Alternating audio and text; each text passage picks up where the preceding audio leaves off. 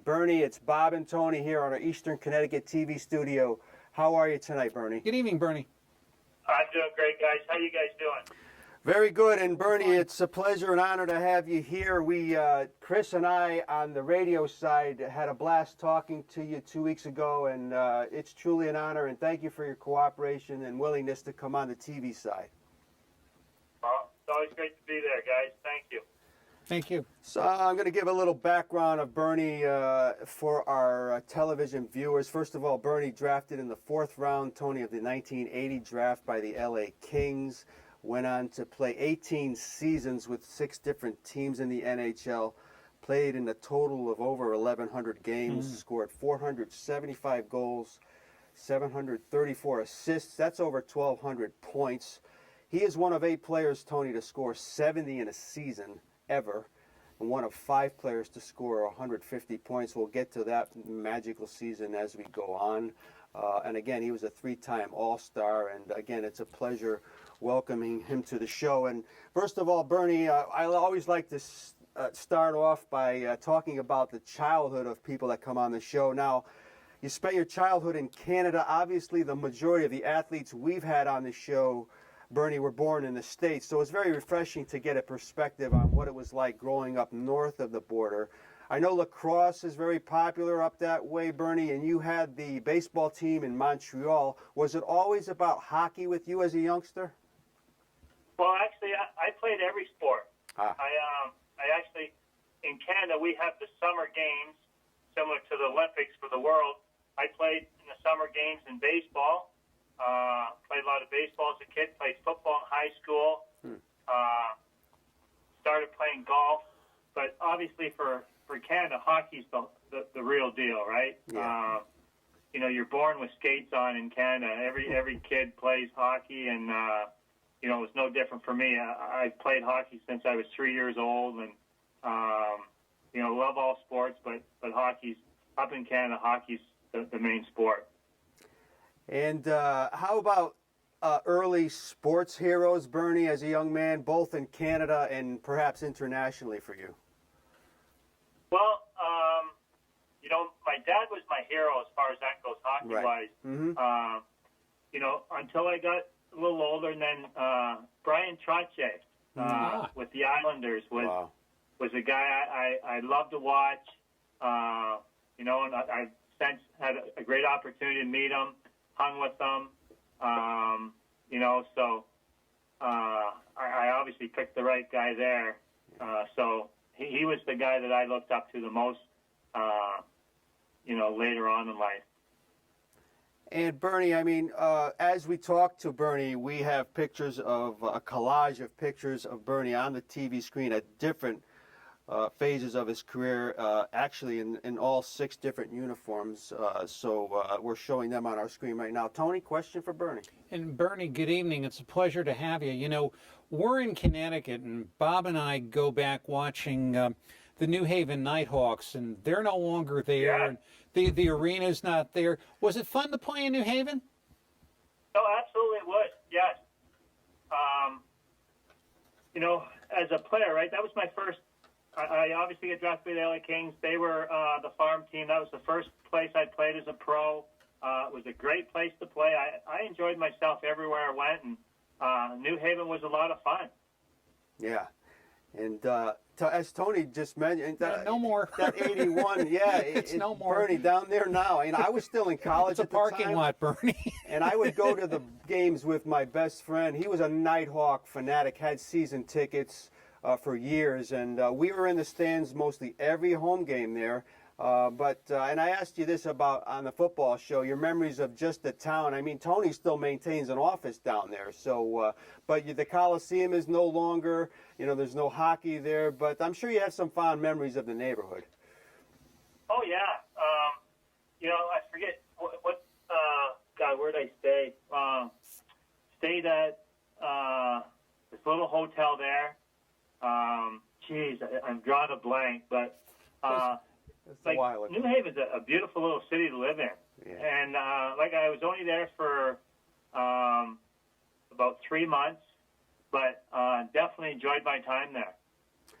Yeah, and it was great days, and then like you just said, I mean, he excelled in New Haven, folks. I mean, Bernie was called up to the Kings during that 81-82 season. I think you had over 40 goals in 55 games or something like that in New Haven, Bernie. It was you weren't here long, but when you got that call up to the Kings, what was the feeling like when you first took to the ice as an NHL player? I'm sure you won't forget Must it. have been something. Oh no, absolutely not. It was actually in Calgary. We played in Calgary on the road. Obviously excited as can be to be up, to get the call, have the opportunity to play in the NHL. Funny story. For the people back in the day with Calgary, they played in the old Calgary Corral, and the boards were like 4 feet or 5 feet high, really high. And Jerry Corral, a guy from Calgary, hit him from behind, head first into the glass. He's laying on the ice. I'm out there. He's bleeding. Some fan's banging on the window, and pointing at the ledge, and his teeth are sitting on the ledge, and that's my first experience in the NHL. Oh, that's a great story. I'm sure you have a lot more, too, having played for 18 years. Tony? And Bernie, your coaching history, the coaches you played for, I found to be pretty remarkable. We all watched 1980, Herb Brooks and the Miracle on Ice. How was Herb towards you? Was he the same guy or was he different? You know what? Honestly, I was honored to have the opportunity to play for Herb. I only had him for a short period of time, but I've always said there isn't a guy that could give a better inspirational speech than Herb Brooks. You were on the edge of your seat when he talked. It was absolutely awesome. He was great with me. If you're struggling or having a tough time, he calls you in the room, and you come out and you think you're Wayne Gretzky. He's that good. He was awesome. Wow. Well, that's great. Yeah, and I counted at least 14 coaches that Bernie played under in the 18 seasons, and we'll get to more of that. In fact, you spent the 8.5, almost 9 years in Los Angeles, Bernie. In the full seasons, you never scored less than 28 goals, and of course, had the 70 goals during the 88-89 season, which we'll get to. But I think you had 7 or 8 coaches just in L.A. Is there one there that you felt particularly comfortable with, one that maybe that probably caused your game to flourish under? You know what? Pat Quinn was great. I had Pat as young. I had Roger Nielsen there, and I had Roger in New York as well. That's cool. And very smart. I just loved his work ethic. He lived and hockey every day. He did everything he could to make you a better player.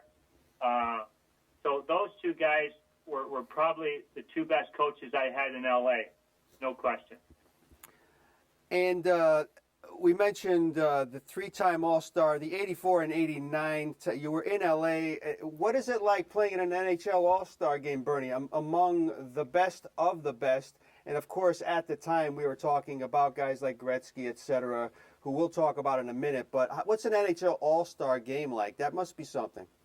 No, it is. It's absolutely great. You get the opportunity to play with, other players, obviously the greatest players in our game. So, for me, being in L.A. first time or my second one, all of a sudden I'm in the locker room with Wayne Gretzky, Mark Messier, Paul Coffey, playing against Ray Bourque, Mario Lemieux, the greatest players we have in our game. I was with Stevie Yzerman, wow. It's just awesome. It's a great weekend. You just love your time there. To me, it's just perfect. And again, we have to talk about that 88-89 season, Bernie. I mean, 70 goals, 80 assists for yourself. Now, those are gaudy numbers. You're playing with Gretzky, who had 114 assists that year. He must have assisted on every goal you scored. He probably assisted on 60 of my 70. That's because it's funny. Like, I killed penalties with Wayne. Yeah. And I had 8 shorthanded goals. He probably was in on all of those. We played the power play together, and he was probably in on majority of those. We were both centermen, so we didn't play in the same line, but he was out there a lot. So yeah, I'm guessing. To be honest, I'm guessing at least 50.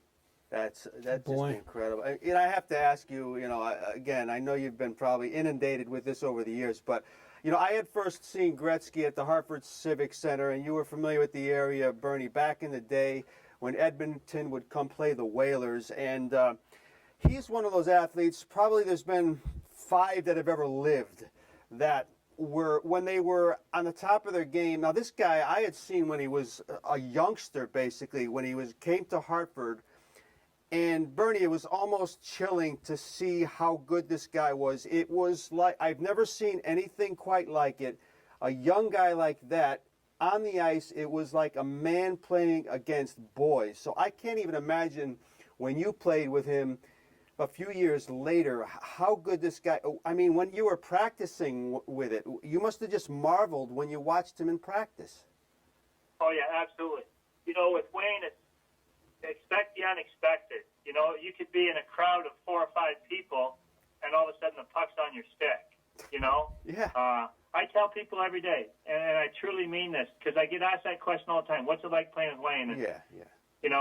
It's like Christmas Day every day for a kid. That's how it is. It's so exciting. Wayne and I hung together every day. Wow. We went out all the time on the road. He took me to dinner every night. I was with Wayne for a year and a half, and it was just amazing.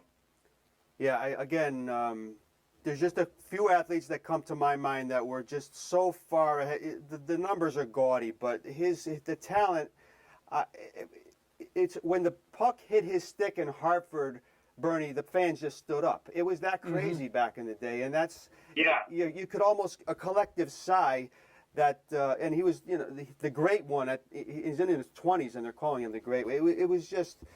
It was freakish, and my goodness, to talk to a guy like yourself that was so close to him. And of course, following up on that question, I was going to ask you how he was as a teammate. He made probably every player he ever played with better. Oh yeah, absolutely. He sure did, and that was a great thing, right? He always did. I always tell people he wasn't a vocal leader. He was quiet. But I always remember he'll come over to me and just privately, he'd just give me a little tap in my knee pads and say, "Hey, look, we need you tonight," right? And you're going, in your mind, you're going, "Damn, yeah, I'm there." You know what I mean? Anything you need. Yeah, it's like talking to a man on the other side. He was just that good. We can do a whole show on him. But again, we're on the phone with former NHL player Bernie Nicholls. Tony. And Bernie, as far as great players you played with, I have fond memories of Marcel Dionne. Now, how was your time with him? Oh, it was awesome. Mars, same idea, quiet leader. I got Mars my first couple years in LA. You just watched him. I think he scored like 600 or 700 goals, something stupid. Yeah. And you just watch him, and it's just. You watch how he goes about his business. It's just, guys like that are just fun to watch. And some of those teammates, Tony, in L.A., you said Dionne and Dave Taylor and Turnbull and Schutt and Duchesne. And these are unbelievable. Robitaille, and we can go on and on. These are tremendous. And then, of course, the trade to the Rangers, Bernie, that the first trade of your career came to New York, coast to coast, and you did that a few times. But was it tough to leave Hollywood, where you had so much success? What was that like when you got the call? Well, you can imagine I was devastated, right? Yeah. You remember, I just played a year with Wayne Gretzky. The toughest part about leaving, L.A. is leaving Wayne. Yeah. I would love to play with Wayne for 4 or 5 years, 10 years. My goodness. So that was the tough part. Your first trade is always the toughest, but, for me, it's different when, you just score 70 goals a year before playing with the greatest player in the game, and now all of a sudden you can't play with him anymore. That's devastating. And again, the memories of Madison Square Garden. You did get to play with some very good players. Obviously, Brian Leetch, former guest on this show, who was a tremendous guy like yourself, Bernie. I'm sure you have fond memories of at least playing with Leetch. Well, you know what? Absolutely.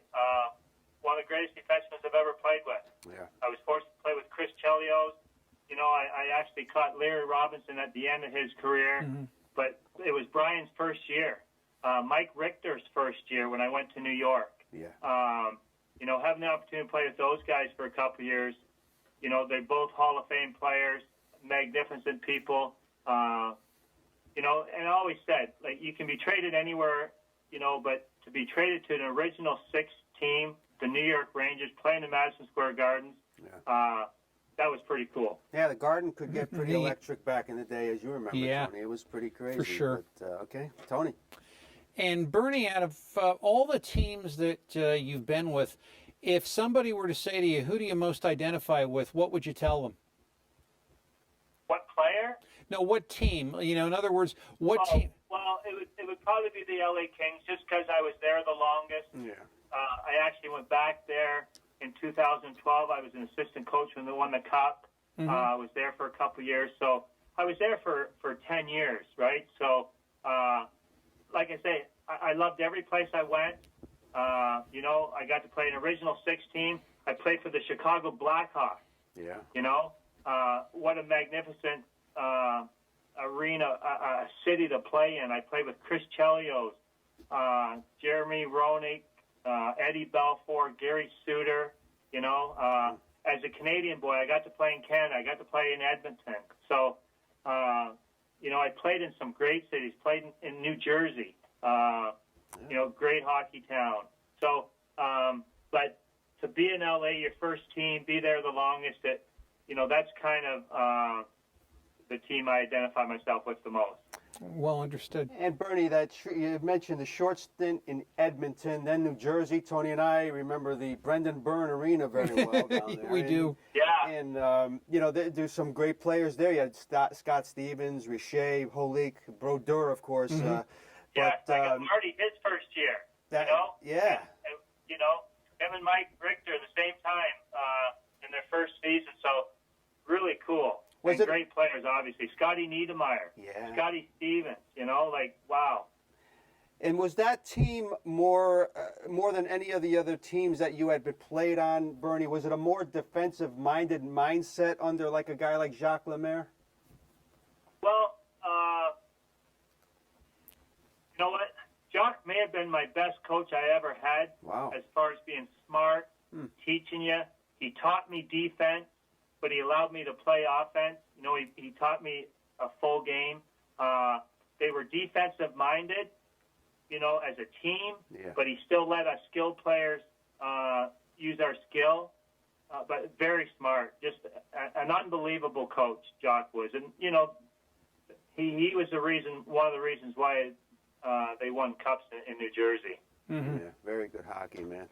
And you had mentioned playing on teams like Chicago and San Jose. The final 5 seasons split between those two cities. I don't know if anyone flew any more miles than you did over your career, Bernie, as far as relocating and just from city to city. But was there a different type of fan in Chicago versus the typical one in San Jose?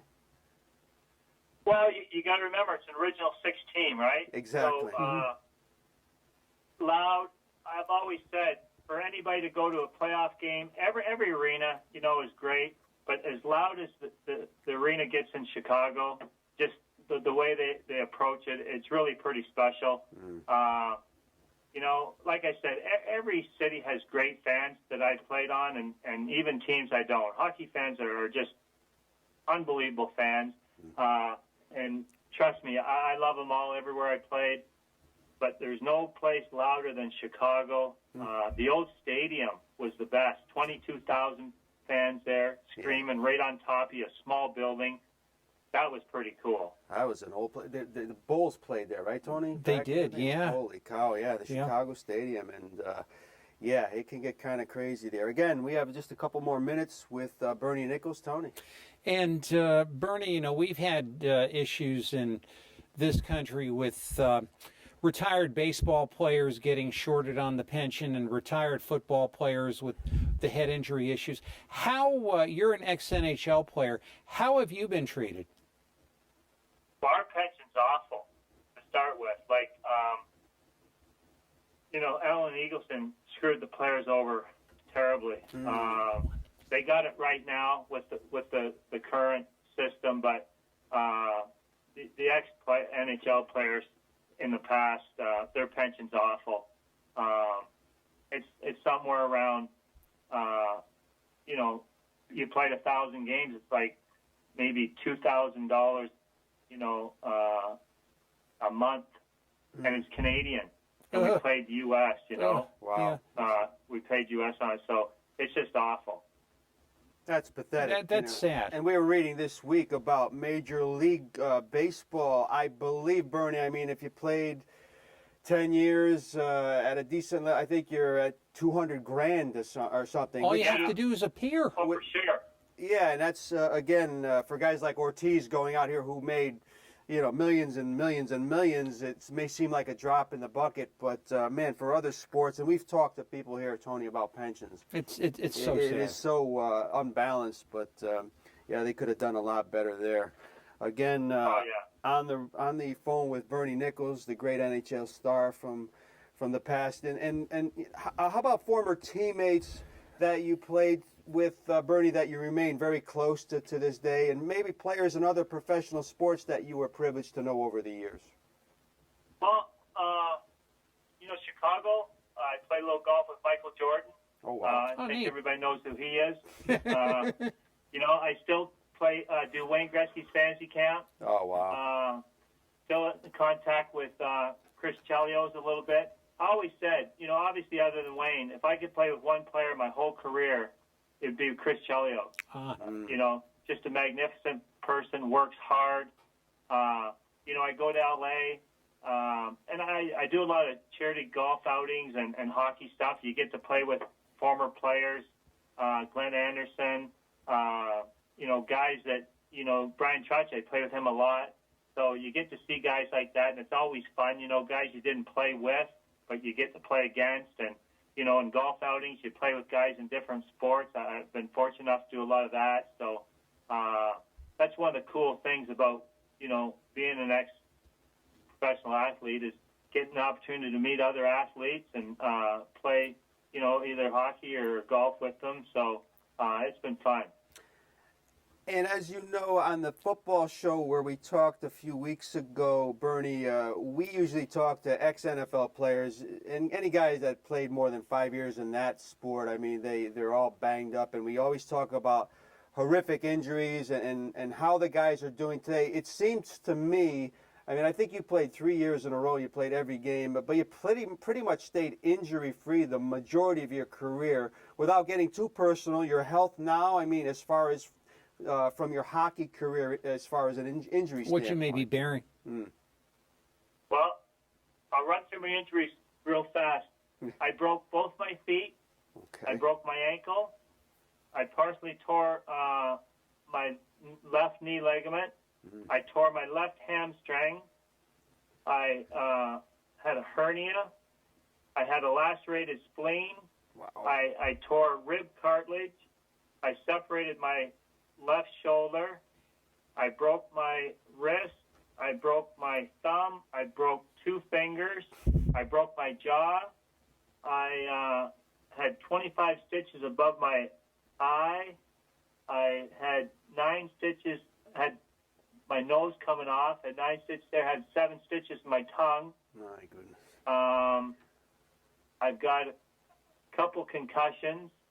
My front 4 teeth are fake. So other than that, that was it.